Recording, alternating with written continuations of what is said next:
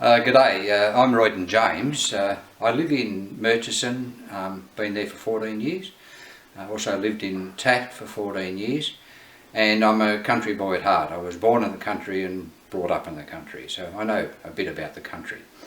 But I've also worked for local government for 35 years as a CEO and in senior management, so I know local government pretty well too.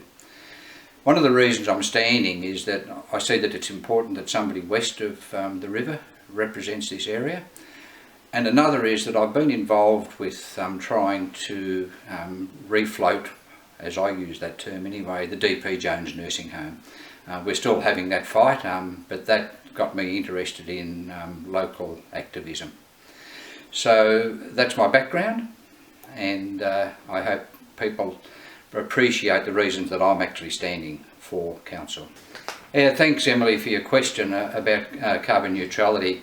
I noticed that the current energy reduction plan of Greater Shepparton City Council is actually for the period 2015 to 2020, so I guess theoretically it's just about finished, or not finished, but it's reached its target. So I think what we need to do is actually review that plan. Did it achieve its targets? If not, why not? Once we've done that, the council needs to prepare a new plan. Now, whilst we talk about 2030, I think 2025 is probably a more realistic time frame to set, because you can actually set some realistic targets which in 5 years we can measure. So a new plan's needed, and we also need some really aggressive new targets. One thing I would like to see though is the new plan to incorporate a greater role for advocacy by council. So it's not just about council reducing its energy load, but also about the broader community, and I'd like the council to really get involved with encouraging the broader community to achieve carbon neutrality. Thanks Tom for your question. Urban sprawl. I'd like to go over a bit of history. The commercial development in High Street, or Benalla Road, was actually started well before the City of Greater Shepparton, so in some ways it's not the City of Greater Shepparton's fault, but it did set a precedent, and similar things have happened out Melbourne Road. Nowadays the traffic up High Street is a major problem, and to me the only solution really is the Shepparton bypass, regardless of which side of the river that bypass goes. Getting that heavy traffic out of High Street will really encourage commercial opportunities back into High Street.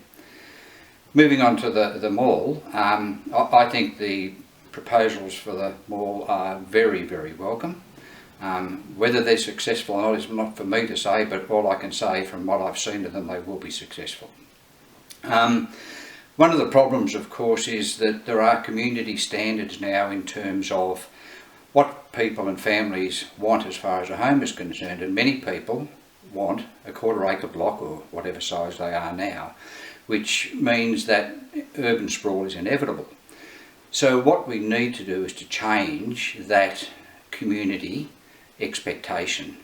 And I'm reminded of what's happened in Melbourne, and I'm not certainly comparing Shepparton to Melbourne, but in Melbourne there's been a lot of urban renewal, and perhaps an opportunity in Shepparton is urban renewal in the CBD, which will see medium density and encouraging people back into the CBD to live rather than moving out to larger lots in rural areas. Yeah, thanks Seb for your question about public transport. I guess I have to be fairly honest and say that strictly speaking the council is not responsible for public transport, but that doesn't mean that council should not be interested in it. And I believe that council has got a very, very important advocacy role to play in relation to public transport. Before I move on to that though, I think we also need to acknowledge the importance of bicycle paths and footpaths in the way people get around, and I would really like to see the council continue the development of new bicycle paths and footpaths throughout the whole of Greater Shepparton. But moving on to the issue of public transport and council's advocacy role, I would like to see the council perhaps push for public transport to be extended beyond just the Greater Shepparton area, but out into the rural areas, so for instance into Tatura, into Katandra, into Merrigum, so that there is regular public transport by way of bus perhaps into Shepparton. And the other issue of public transport is rail. Now obviously the upgrade of the Shepparton-Melbourne line is greatly appreciated.